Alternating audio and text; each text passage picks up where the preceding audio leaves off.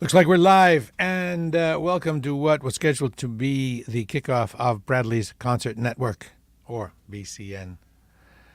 And today we were going to kick it off with Sal Baglio of the Amplifier Heads, but due to an unfortunate circumstance beyond anyone's control, Sal cannot join us. But I am still going to make this a Sal event here and use it to plug his upcoming work, a thing he's doing with Barents Whitfield. First, Sal Baglio, East Boston kid, I believe, and became famous with the Stompers. But, you know, that's the past, and he's got a new thing. He's got a real new iteration of himself. It's the Amplifier Heads. Very proud. They're very good.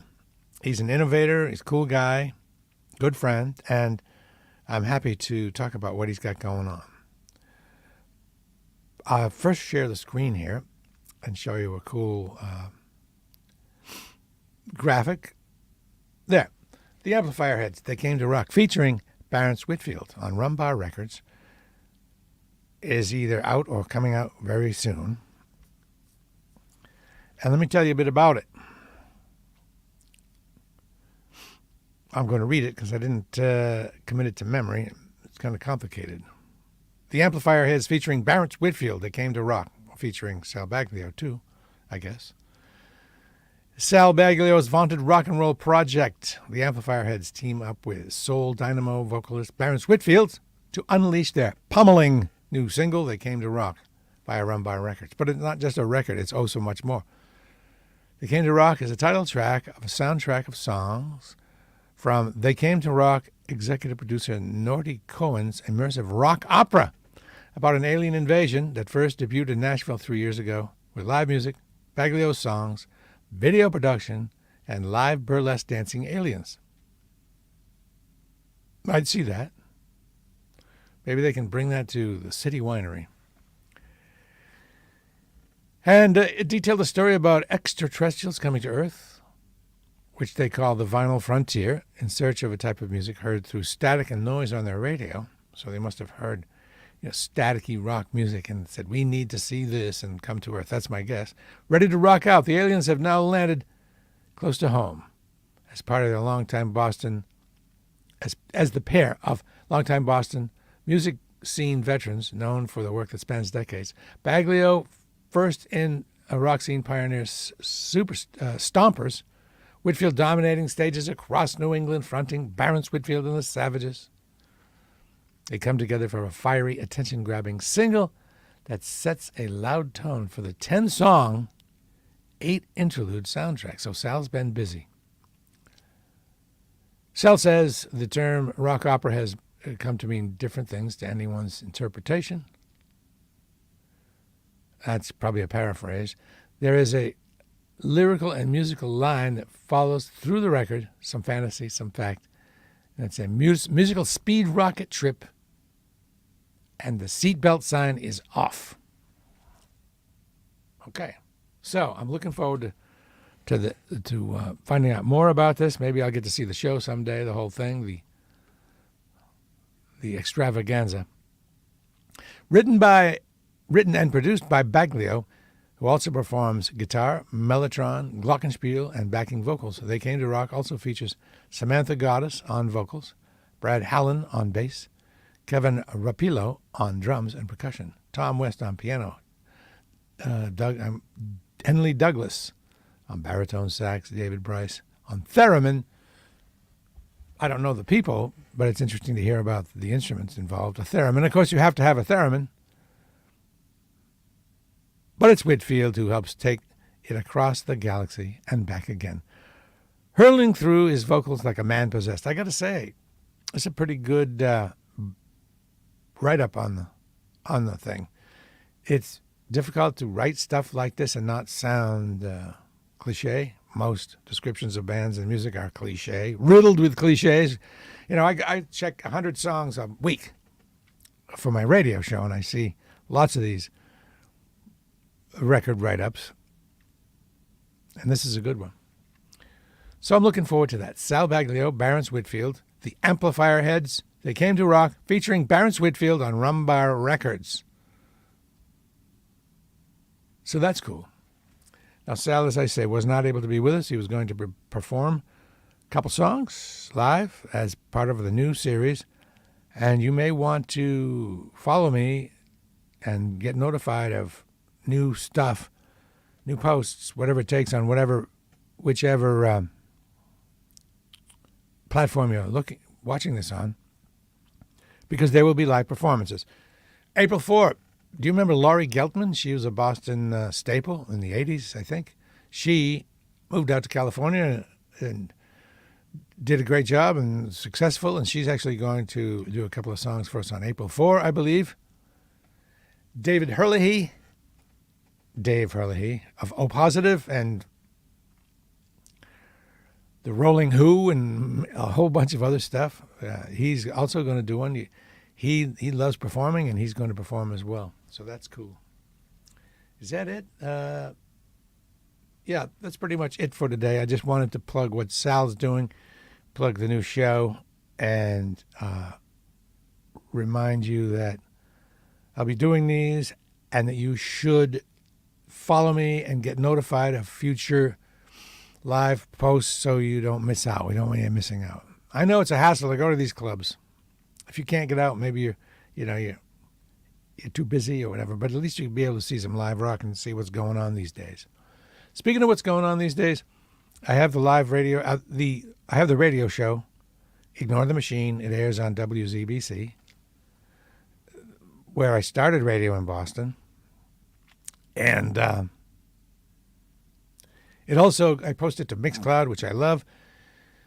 Last week's show made it to number 5 on one of the Mixcloud global charts. That's all across the world, and I'm pretty proud of that. I love doing it. I like keeping up with the new music. And it's also selfish. I take the shows and I put them on my little iPod Nano. Can you see it? I'm the only person left alive with an iPod Nano. I can't believe I didn't lose it. But I use this and I walk up and down a big hill and stay in shape. And I love the music. I listen to these shows over and over. And they're posted on Mixcloud. Mixcloud. Remember WBCN? Everyone used to listen to WBCN to find out what was new. WBCN doesn't exist. There is nowhere now you can really, that somebody will vet new music for you, except for me. I have tremendous experience in choosing songs with a personality that are not just generic representations of their genre. They can't be boring. They have to have a personality. And while I do choose them because I like them, and that's always been the way, even on BCN. When I was choosing music there, I chose the ones I liked. And that's what I still do. So what I do is wade through the crap, wade through the semi-crap, wade through the greats, the near greats, and the ingrates, and bring you a show that's put together like an old-style radio show with real segues and with songs that go with one another. It's not a machine choosing them. It's not an algorithm choosing them. It's not a company choosing them. It's me. So it's called Ignore the Machine, WZBC, tomorrow at 4. But the show time on ZBC changes around with each semester, so maybe you're better off going to Mixcloud and following me there. That way I know you're going to be able to see it. I should change this. There we go. So that's Sal with a hat. I don't know if that's Barron's in the suit or not. I don't know who's in the suit. I don't know where they got the suit, but that's a pretty good graphic, huh? So again, Sal will join us at another time. And if you haven't seen Sal perform live, you need to do it. Oh, as I was going to say, BCN used to be where you found your new music. Now, Ignore the Machine, my radio show, is where you find the new music. Let's see. Joe says, I got my iPod Nano 4th gen and iPod 5th. Well, all right, you win. You win. Very good. I got to say, and by the way, just as an aside, I've been working real hard to get the lighting right and get the camera right and get everything right for my broadcast. And a lot of people don't care about that. They're visual presence online. I think it's really important, and I would encourage you to spend a little time setting up wherever you do your Zooms and things, because that's how people see you. That's like going to a party. You wouldn't go to a party dressed half-assed, would you? A party used to be where people would see you, or maybe school, or whatever, maybe work. And you wouldn't, I hope, go to work half-assed. So, in the one spot where people see you, where your interface with the public is, take a little time to get your background cool. Make it, reflect your personality. You play the guitar, have some guitars in the background. You're an engineer, have some engineering stuff in the background. Make it look cool. Some art, some painting, some posters. Not just your closet with a washing machine. I'm surprised, even on CNN, when they go to some of these people, they're like, wow, really? Come on, dude, you're on national TV via Zoom. Couldn't you do better than that? Of course, some people, they set it up. And it's surprising to me well, it's not surprising, I guess, but it is clear that there's a particular look that people want to have when they decide they're going to have a look. And it's a kind of boring Connecticut look. It's like, oh, yeah, I got my big Connecticut house with a library in the back, and that's me, and I'm rich, and I have some books in the back that reflect me. That's better than being sloppy, but it is kind of boring. And that seems to be what people strive to get, is they'll work hard all their lives, put in tens of hours a day, many days a week, for years and years and years, and their goal is to get a big Connecticut-looking house. I think, man, I would rather work a lot less and not live in a big Connecticut house. It seems like they're slaves to that house. But whatever, that's another topic. So, Sal, we'll talk to you and we'll get your live performance as soon as you're able. We'll hear one from Laurie Geltzman, former Boston person out in L.A., Dave Hurley, and maybe Andrew Gianna, who was at the last Come Together with the Beatles. Have you been to Come Together with the Beatles yet? Every month at City Winery, Chachi Lopret of Breakfast with the Beatles radio show and a Beatles Maniac, and John Duke Logan, world's only Beatles magician, put on a show. I'm the MC. I introduce them, get everybody all hopped up. And people enjoy, at noontime on Sundays, a low-dough show. It doesn't cost much to get in. People enjoy their favorite beverages and some good food from City Winery. And they enjoy this three-ring circus on stage featuring all kinds of rare Beatles footage. Last week, Chachi had Beatles promo paraphernalia and live Beatles music usually, and Beatles prizes, including rare vinyl, rare Beatles vinyl, and mostly as a real good vibe in the room. The next one is April 14. Maybe it'll be springtime by then, right? Maybe you can wear some spring duds. Maybe I'll bust out my springtime clothes. Wayne says, you're a professional. That's why people watch and listen. They like that along with your music choices. Well, thank you, Wayne.